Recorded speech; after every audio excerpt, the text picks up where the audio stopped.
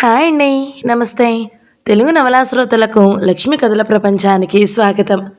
మాదిరెడ్డి సులోచన గారు రచించిన నెలవంక అనే నవలను వింటున్నాం కదండి. ఈరోజు ఈ వీడియోలో మనం పార్ట్ 9 వినేద్దామండి. ప్రైవేట్ నర్సింగ్ హోంలో నీరసంగా పడి ఉన్న తారమ్మకు ఎక్కడ లేని దుఃఖం వస్తుంది.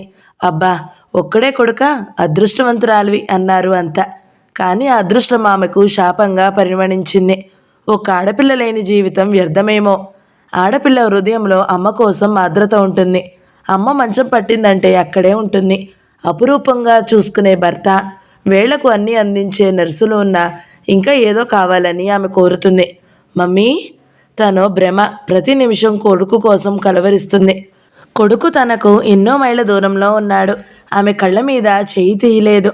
ఉష్, నిద్రపోతుంది డాడీ, మీరింటికి వెళ్ళండి, నేను మమ్మీ లేచాక వస్తాను అని మృదువైన మాటలతో పాటు ఆమె నుదుటిపై చల్లని చేయి పడింది. కాంతి ఆమె విభ్రాంతిగా చూసింది. మమ్మీ అంటూ పసిపిల్లాడిలా ఆమె హృదయంలో తలదాచుకున్నాడు రవి. ఆమె కన్నీటితో కొడుకు తల నిమురుతూ ఉండిపోయింది. ఆమె మండే హృదయంపై పన్నీరు జల్లు కురిసినట్టు అయింది. బావుంది కాంతి, పిసపిల్లాడిలా శ్రీనివాసరావు నవ్వాడు. ఏం, మీకేం జలసీగా ఉందా? తారమ్మ అడిగింది. రవి కాంతి లేచి కూర్చున్నాడు. కాదు, నిశ్చింతగా ఉంది అన్నాడాయన మరో పక్క కూర్చుని. ఏవండి, పలహారం ఇక్కడికే తెప్పించండి అన్నది తారమ్మ. వాడు స్నానం చెయ్యాలా వద్దా? ఆయన నవ్వుతూ అడిగాడు. పోన్లే డాడీ, మమ్మీతో బ్రేక్ఫాస్ట్ చేశాక స్నానం చేస్తాను. ఎన్నాళ్ల తపస్సు మమ్మీ? మినిమం 6 వారాలంటున్నారు అన్నదావిడ. శ్రీనివాసరావు పలహారం తెప్పించాడు. ముగ్గురు తిన్నారు. రవికాంత్ తల్లి చేతులు కడిగి తుండు అందించాడు. తల్లికి ముఖం కడిగి బొట్టు పెట్టాడు. ఆమె వద్దు వద్దని వారిస్తున్నా వినకుండా ఆమె చేతులు కాళ్ళు తడితుండితో తుడిచి జడల్లాడు. నువ్వు ఆడపిల్ల లేదని బాధపడతావు, అందుకని వాడు ఆడపిల్లల అన్ని సేవలు చేస్తున్నాడు. శ్రీనివాసరావు నవ్వారు. అక్కడే స్నానం చేసి తల్లితో పేకాడుతూ కూర్చున్నాడు. నేను అలా షెడ్ వరకు వెళ్ళొస్తాను కాంతి, బ్రష్ల ప్యాకేజింగ్ మొదలు పెట్టాలని ఉంది అని శ్రీనివాసరావు వెళ్ళిపోయాడు. ఇంకా మీకెందుకు శ్రమ అని వారించబోయి ఊరుకున్నాడు. మనిషికి వ్యాపకం కావాలి. 50 సంవత్సరాలకే తండ్రి ముసలాడు కాలేదు అనుకుని నవ్వుకున్నాడు. మధ్యాహ్నము తల్లి కొడుకులు భోజనం చేశారు. ఏమోరా, ఇన్నాళ్లకు వస్తే మాటలు భోజనం పెట్టాల్సి వచ్చింది అన్నది బాధగా. మమ్మీ, టూ మచ్గా ఆలోచించవద్దు. ఏమైంది? ఇదో వెరైటీ అన్నాడు. ఆమె నిద్రపోయింది.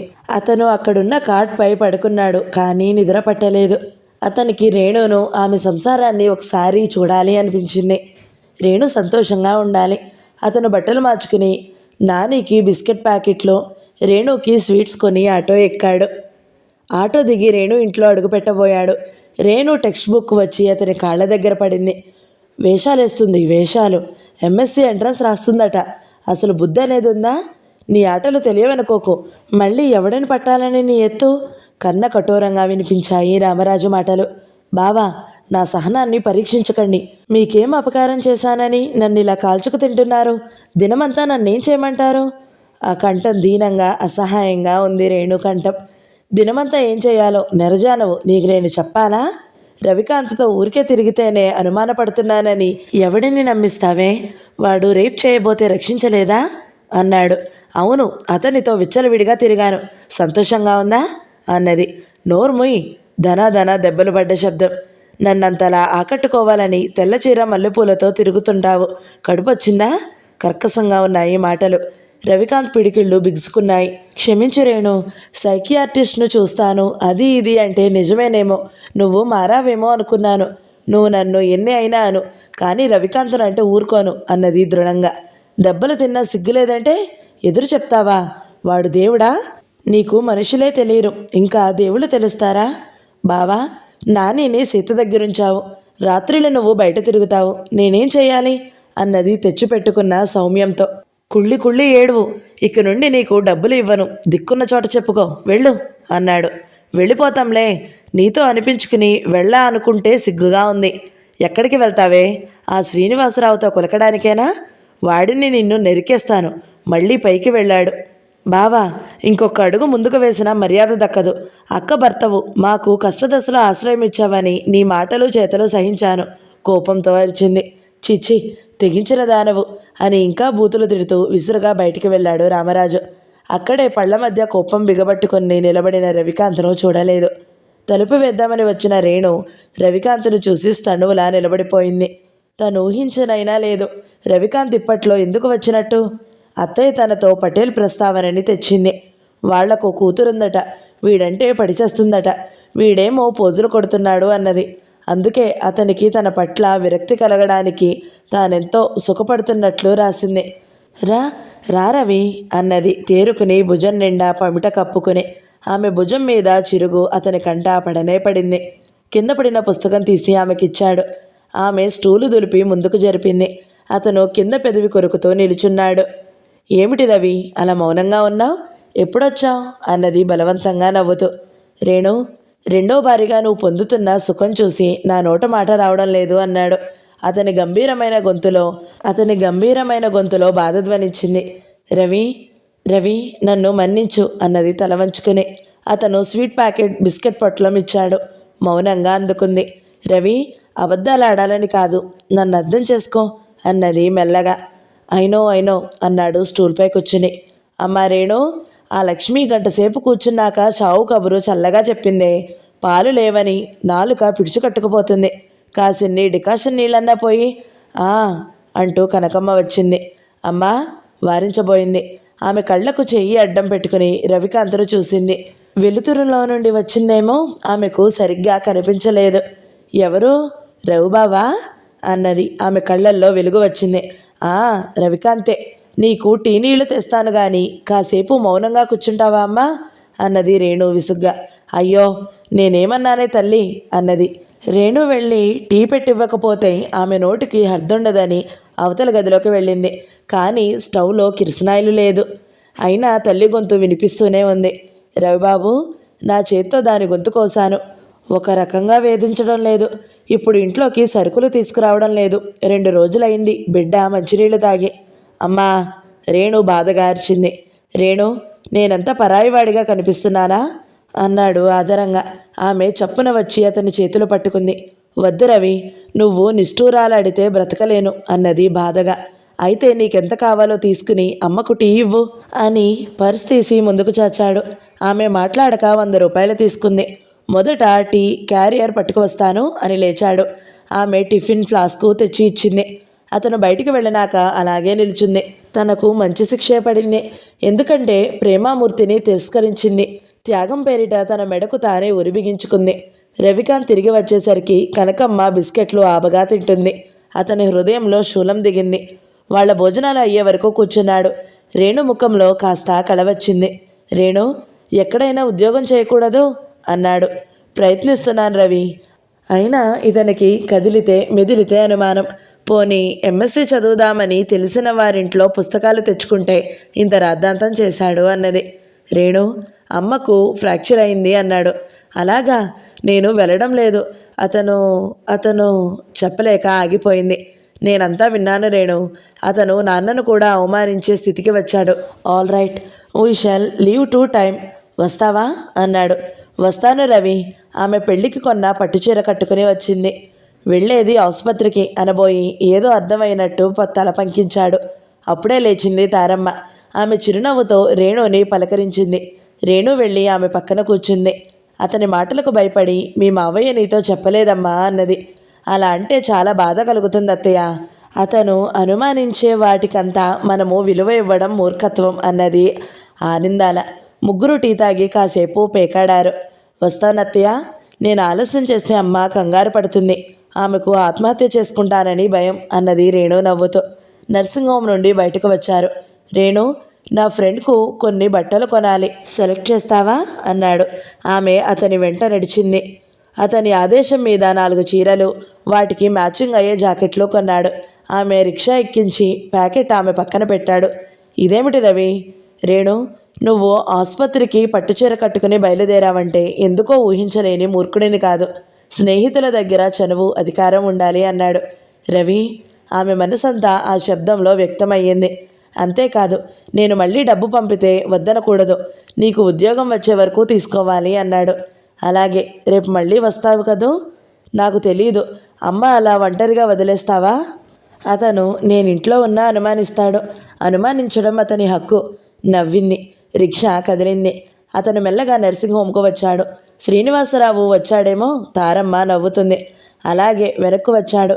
రేణు జీవితం ఎంత నరకప్రాయమైందో తలుచుకుంటే అతని కడుపులో చేయి పెట్టి కలియబెట్టినట్టుంది. ఈ విషయంలో సీత ఏదైనా సహాయం చేయొచ్చు, అలాగే ఆమెను పలకరించినట్టు ఉంటుంది అనుకుని సీత ఇంటికి వెళ్ళాడు. అతను లోపలికి అడుగుపెట్టబోయి అక్కడే ఆగిపోయాడు. సీత, నీ స్నేహితురాలిని కాదు, అది పక్కా వ్యభిచారి. ఆ శ్రీనివాసరావుతో బ్రతకడం. రవికాంత్ రక్తం సలసలా కాగిపోయింది. సీత ఒడిలో పడుకున్న అతని కాలర్ పట్టి లేపాడు. ఏమిట్రా కూసావు? కామెర్ల రోగికి లోకమంతా పచ్చగానే కనిపిస్తుందట అన్నాడు పళ్ళు పటపటా నూరుతూ. నువ్వా? రామరాజు గజగజా వణికిపోయాడు. నేనే. చిచ్చి, సీత స్నేహితురాలి భర్తతో సిగ్గెలా లేకపోయింది? అతని ఒక్క తోపు తోశాడు. రవికాంత్, వివాహమైన స్త్రీతో మీ నాన్న. సీత ఏదో అనబోయింది. రవికాంత్ కళ్ళు చింతనుప్పుల్లా ఉన్నాయి. షటప్, మళ్ళీ నోరెత్తావా? అంతే సంగతులు. అతను ఏహ్యంగా చాచి వెనక్కు వెళ్ళిపోయాడు. రేణుకు జరిగిన అన్యాయంలో సీతకు భాగం ఉందంటే అతనికి మతిపోయినట్టుగా ఉంది. చచ్చా, హైదరాబాద్ రాకుండా బాగుండేది అనుకున్నాడు. వారం రోజులుంటానని వచ్చినవాడల్లా అదే రాత్రి బొంబాయి ఎక్స్ప్రెస్కు తిరిగి ప్రయాణమయ్యాడు. అదేమిటి కాంతి? తారమ్మ కళ్ళ నీళ్లతో అడిగింది. నాకు పని ఉందమ్మా, మళ్ళీ వస్తానుగా. అతనికి గుబులు పుట్టిందంటే ఇక ఆపలేరని అర్థమైపోయింది. ముగ్గురు భోజనాలు చేశాక శ్రీనివాసరావు కొడుకుని తీసుకుని స్టేషన్కు వచ్చాడు. ఎంతో కష్టంపై టికెట్ సంపాదించాడు. డాడీ, అతను చెప్పలేకపోయాడు. చెప్పు కాంతి, ఎందుకు సందేహిస్తావు అన్నారాయన. రేణు చాలా అవస్థలు పడుతుంది డాడీ. ఆమెకు మీరేమైనా జాబు చూపించండి. లోకం ఎన్నో అంటుంది, అన్నీ పట్టించుకుంటే ఎలా అన్నాడు. అప్పుడు అర్థమైంది శ్రీనివాసరావుకు. రేణు అశాంతి జీవితం చూసే కొడుకు వెళ్ళిపోతున్నాడని అతనికి బాగా తెలుసు. ఈ విషయం వింటే తారమ్మ ఎంత బాధపడుతుందో. ఆమెకు కొడుకు తన వాడై ఉండాలి, తన గురించి ఆలోచించాలి అనుకుంటుంది. మాట్లాడరేం డాడీ? ఓకే, సహాయం చేయడానికి ప్రయత్నిస్తాను అన్నాడు. అప్పుడే పెద్ద శబ్దం చేసుకుంటూ ప్లాట్ఫామ్ పైకి బండి వచ్చింది. ఒకసారి జనంలో చలనం వచ్చినట్టు అయింది. తండ్రి కొడుకులు కోచ్ వెతుకుతూ ముందుకు నడిచారు. రవికాంత్ తండ్రి ఉత్తరం చదువుకొని చాలా సంతోషించాడు. తల్లికి రేణు కూతురు లేని లోటు తీర్చిందట. ఆమెను ఇంటికి తీసుకొచ్చారట. ఫిజియోథెరపీ ఇస్తున్నారట అని 10 సార్లు చదువుకున్నాడు. మర్నాడు ఉత్సాహంగా ఆఫీస్కి వెళ్ళాడు. అతను స్కూటర్ దిగేసరికి స్టాఫ్ అంతా స్వాగతం పలుకుతున్నట్టు పూలదండలు పట్టుకొని నిలుచున్నారు. అతను ఆశ్చర్యంగా చూశాడు. ఎవరైనా విఐపీలు వస్తున్నారేమో అనుకుని స్కూటర్కు స్టాండ్ వేశాడు. వరండా మెట్లు ఎక్కగానే పటేల్ చిరునవ్వుతో ముందుకు వచ్చి నిలువెత్త లిల్లీ పూలు మాల వేశాడు. అందరూ చప్పట్లు కొట్టారు. మన కొత్త మేనేజింగ్ డైరెక్టర్ జై అన్నాడు కెల్కర్. సంతోషంగా అందరూ ఒకరి తరువాత ఒకరు వచ్చి దండలు వేసి పూలగుచ్చాలు అందించారు. అతనికి ఏం అర్థం కాలేదు. పటేల్ని అనుసరించి అందరూ కాన్ఫరెన్స్ హాల్లోకి వెళ్లారు. రవికాంత్కు ఏమీ అర్థం కాలేదు. డియర్ ఫ్రెండ్స్, ఈ రోజు నుండి రవికాంత్ ఈ కంపెనీకి మేనేజింగ్ డైరెక్టరు. మీరంతా నాతో సహకరించినట్టే అతనితో సహకరించాలి. ఈరోజు ఈ శుభ సందర్భాన్ని పురస్కరించుకుని మీ అందరికీ మా ఇంట్లో విందు ఏర్పాటు చేస్తున్నాను అన్నాడు పటేల్. అందరూ మరోసారి చప్పట్లు కొట్టారు. రవికాంత్ ప్రమేయం లేకుండానే అతనితో కరచలనం చేశారు. అతను అయోమయంగా చూస్తూ యాంత్రికంగా చేతులు కలిపాడు. అరగంట అయ్యాక గందరగోళం తగ్గింది. కెల్కర్ ఇచ్చిన కూల్ డ్రింక్స్ తాగి ఎవరి స్థానంలోకి వాళ్ళు వెళ్ళిపోయారు. కెల్కర్ వచ్చి పూలదండలు తీశాడు. ఒక్క మాట నాతో అనలేదేం సార్? రవికాంత్ అడిగాడు. నీకు సర్ప్రైజ్ ఇద్దామని. అతను నవ్వాడు. అతను రవిని తన గదిలోకి తీసుకువెళ్ళి ఒక స్పోర్ట్స్ కార్ తాళం చెవులు ఇచ్చాడు. అతను ఆ తాళం చెవులు తీసుకోలేదు. నో సార్, నాకు స్కూటర్ చాలు. అయినా ఇంత పెద్ద పదవి నేను నిర్వహించగలనా? మా డాడీ వ్యాపారం పెంచుతున్నాడు. నేను ఏ క్షణంలో వెళ్ళిపోతానో నాకే తెలియదు అన్నాడు. Ravikanth, don't be silly. కోట్లపై నడిచే కంపెనీ ఇది. 4 రోజులు చేసి చూడు, నీకే థ్రిల్లింగ్గా ఉంటుంది. అంతగా అవసరం అనుకుంటే మమ్మీ డాడీనే పిలిపించుకుందాం అన్నాడు. రవికాంత్ కీస్ తీసుకుని తన గదిలోకి వచ్చాడు. అతను ఆలోచిస్తూ కూర్చుండిపోయాడు. 12 గంటలకు పటేల్ వచ్చారు. అబ్బాయి, నువ్వింకా ఇక్కడే ఉన్నావా? రైడ్కు వెళ్ళావనుకున్నాను. లంచ్ టైం అయింది, పదా అన్నాడు. మిగతా వారు వ్యాన్లో, పటేల్ రవికాంత్ కారులో వెళ్లారు. వాళ్ళ ఇంటి గుమ్మంలో కోమల్ నిలువెత్తు గులాబీ దండ అతని మెడలో వేసింది. అతను ఆశ్చర్యంగా చూశాడు. ఆమె వేషం పూర్తిగా మారిపోయింది. తెల్లవాణికి మామిడి పండు రంగున్న అంచున్న గద్వాలు చీర కట్టుకుంది. తెల్ల జాకెట్టు, కత్తిరించిన జుట్టును పొట్టిగా జడల్లిన బ్యాండ్ కట్టింది. చేతులకు బంగారు గాజులు, మెడలో పొడుగాటి గొలుసు, చెవులకు రింగులు ఉన్నాయి. నుదుట ఎర్ర తిలకం పెట్టుకుంది. ఏమిటలా చూస్తావు? ఏం లేదు. మెడలో దండ తీశాడు. తన మెడలో వేస్తాడేమోనని సిగ్గుపడింది. అతను దండ పక్కనున్న కుర్చీలో వేశాడు. ఆశాభంగం పొందిన కోమల్ మూతి ముడుచుకుని వెళ్ళింది లోపలికి. మిసెస్ పటేల్ హారతిచ్చింది. రకరకాల గుజరాతీ వంటకాలతో భోజనాలు ముగిశాయి.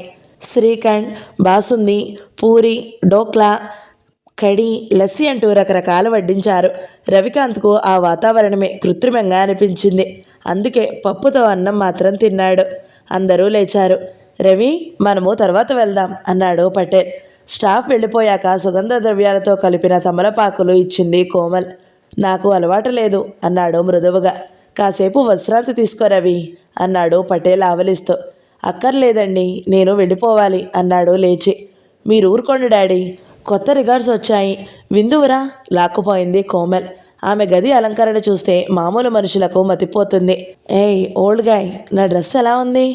ఏం బాగాలేదు? ఆమె ముఖం రోషంతో ఎర్రబారింది. నీకు కళ్ళు లేవు. థ్యాంక్స్ ఫర్ ది కాంప్లిమెంట్ అన్నాడు. ఆమె కోపంగా రికార్డ్స్ వేసింది. విన్నారు. 3 గంటలకు టీ వచ్చింది.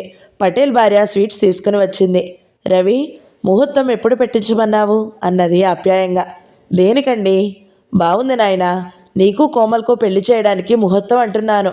పోనీ మీ అమ్మ నాన్నను పిలిపించు అన్నది. కోమల్ మెల్లగా జారుకుంది. నాకు ఇప్పుడప్పుడే వివాహం చేసుకోవాలని లేదండి అన్నాడు. ఈ మర్యాదలన్నీ అందుకేనా అనుకుని. మిస్టర్ రవి, నీకు తొందర లేకపోయినా నీవు చేసిన తొందరపాటు పని ముహూర్తం పెట్టించమంటుంది అన్నాడు. బెల్ట్ సవరించుకుంటూ అక్కడికి వచ్చిన పటేల్ అర్థం కానట్టు చూశాడు రవికాంత్. కోమల్కు 3వ మాసం తెలుసా అన్నాడు అతను ఈసారి కాస్త కరుకుగా. అయితే ఆమె ఎవరితో తిరిగిందో అతనికిచ్చి వివాహం చేయండి అని విసురుగా లేచాడు రవికాంత్. మిస్టర్ రవి, స్పృహలో ఉండే అంటున్నావా ఆ మాట? అదే మాట మిమ్మల్ని అడగాలనుకుంటున్నాను. మీ కోమల్ బాయ్ ఫ్రెండ్ ఎవరో కనుక్కోండి అని విసురుగా బయటికి వచ్చాడు. ఆగు, పటేల్ చాలా కరుకుగా ఆజ్ఞాపించాడు. ఎస్, అతను ఆగి అంతే దర్పంగా అడిగాడు. What do you mean? మా కోమల్ అబద్ధం చెబుతుందా? విచ్చలవిడిగా తిరిగిన యువతి అబద్ధం చెబుతుంది, అన్యాయం ఆరోపిస్తుంది అన్నాడు అంతకంటే రెట్టింపు కోపంగా. నన్ను ఎదిరించి బ్రతుకుదామనే ఒక్కడుగు ముందుకు వేశాడు పటేల్. మహారాజులా బ్రతుకుదామని. మిస్టర్ పటేల్, బెదిరింపులతో చేసిన వివాహాలు ఉండవు, ఎప్పుడో మోసపోతారు. నా మాట విని మీ ముద్దుల కూతుర్ని అడిగి అతని పేరు కనుక్కొని అతనికే ఇచ్చేయండి. వస్తాను.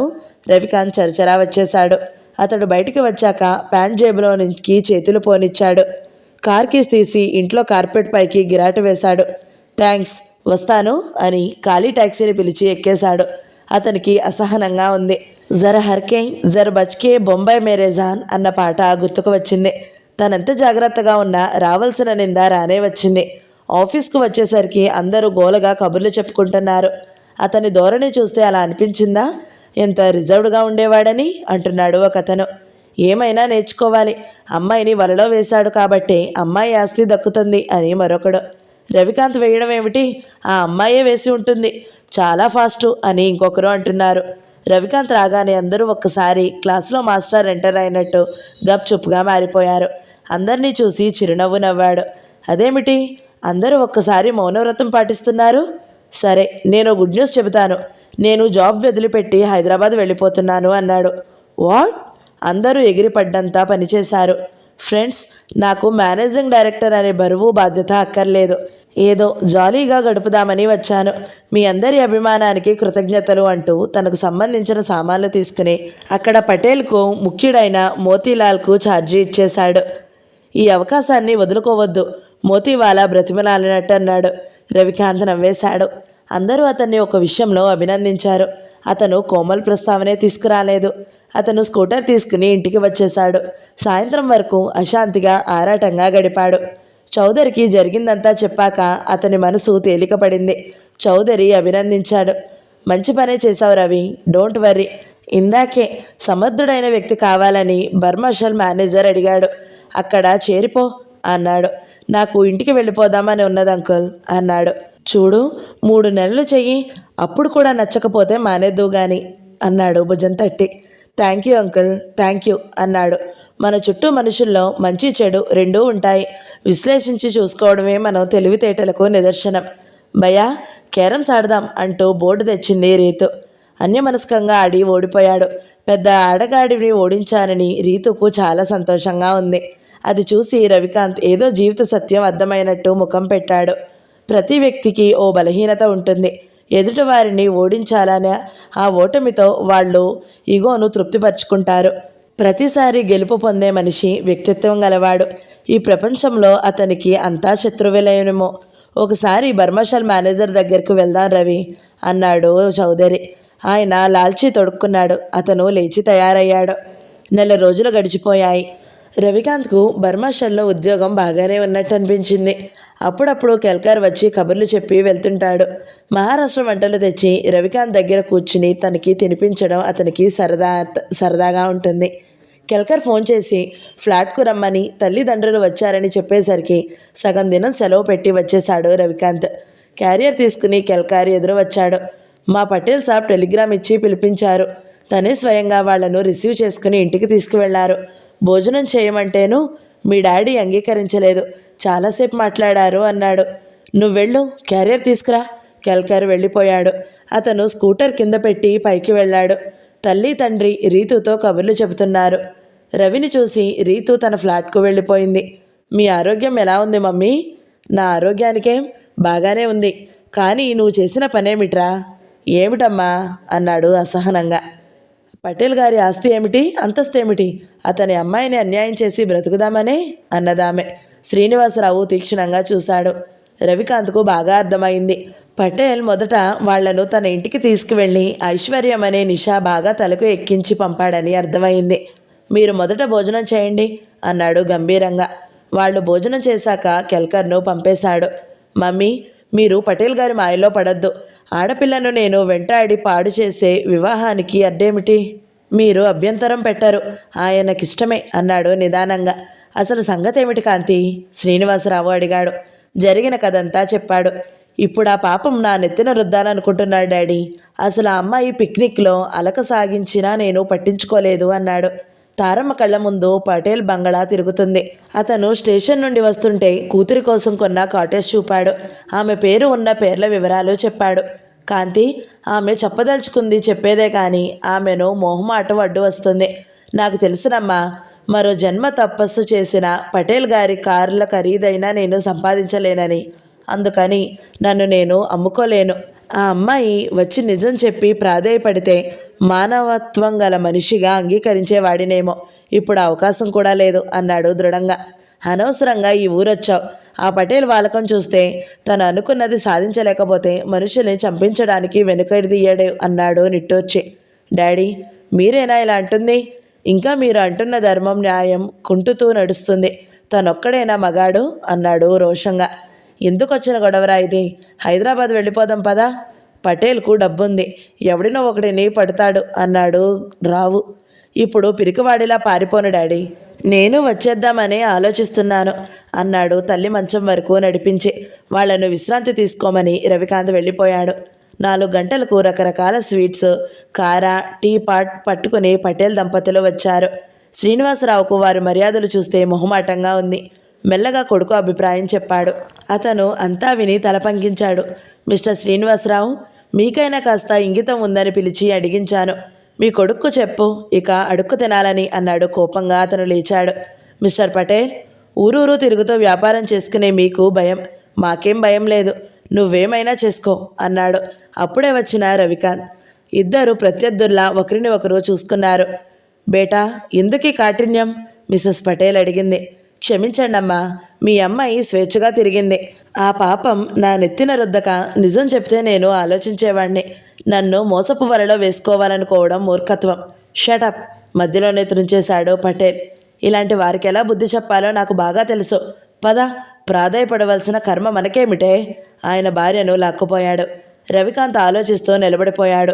బెంగళూరులో ఫ్యాషన్గా పరిచయమైన అమ్మాయి తన పాలిట ఇంతటి సమస్య అవుతుందని ఊహించలేదు. ఆ రోజు తల్లిదండ్రులు కూడా అసలు ఈ విషయమే ఎత్తలేదు. 3 రోజులుంచుకుని మలబార్ హిల్స్, మహాలక్ష్మి టెంపుల్, ఫెయింట్ కేవ్స్, గేట్వే ఆఫ్ ఇండియా చూపాడు. రీతు వాళ్ళ వెంబడి ఉంది. తారమ్మకు ఆసరాగా ఉండిపోయింది. 4వ రోజు వెళ్ళాలని ప్రయాణమయ్యారు. కాంతి, నాకు పెద్ద పెద్ద కాంట్రాక్ట్స్ వస్తున్నాయి. నాకు సహాయంగా మనిషి కావాలి, నువ్వు వచ్చేయి అన్నాడు. తప్పక వస్తాను డాడీ, ఇప్పుడే గనక వస్తే భయపడి వచ్చాననుకుంటారు అన్నాడు వారి పెట్టే సర్దీస్తూ.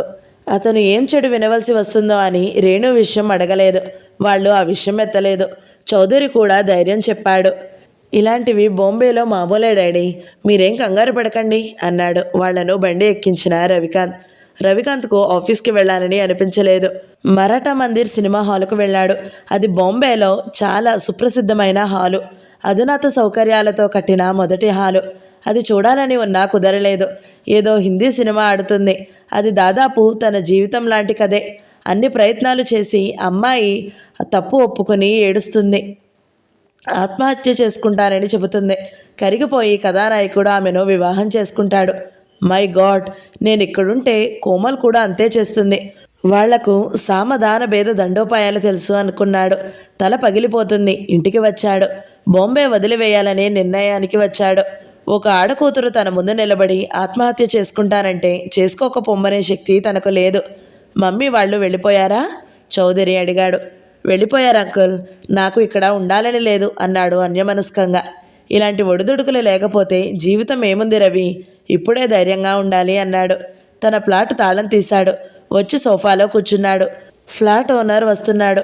బొంబై మహానగరంలో మరో ఫ్లాట్ చూసే ఓపిక తనకు లేవు. తనకు అపురూపమైన బిడ్డగా చూసే తల్లిదండ్రులు ఉన్నారు. అలా ఒంటరిగా వదలాలని లేదు. కొన్నాళ్ళు వాళ్లను నిర్లక్ష్యం చేశారు. ఆ తరువాత తను వాళ్లకు దూరం అయ్యాడు. పటేల్ కంపెనీకి చాలా పేరున్నది, పెద్దది. అక్కడ మానేసి మరో కంపెనీలో చేయడం బాగుండదేమో. అతను హైదరాబాద్ వెళ్ళడానికే నిశ్చయించుకున్నాడు. ఆ రాత్రి నిశ్చింతగా నిద్రపోయాడు. మర్నాడు సాయంత్రం వరకు లాయర్ నోటీస్ అందింది. రవికాంత్ తన కూతురు కోమల్తో స్వేచ్ఛగా తిరిగి గర్భవతి కాగానే వదిలించుకోవాలని ప్రయత్నిస్తున్నానని, హైదరాబాద్లో కూడా ఇతని చరిత్ర అంత మంచిది కాదని అతను మోపిన అభియోగాల సారాంశం. రవికాంత్ పళ్ళు పటపటా కొరికాడు. అతడు ఎక్కడ లేని ఆవేశం వచ్చింది. కోమల్ను పట్టుకుని వచ్చి నల్లిని నలిపినట్టు నలిపి ఆమె చేత నిజం కక్కించాలని బయలుదేరాడు. భయ్యా, అచ్చం మీ ఆంధ్రుల అమ్మాయిలా లేను? రీతు వచ్చింది ఓణి సవరించుకుంటూ. రవికాంత్ కాళ్లకు బ్రేకులు పడ్డాయి.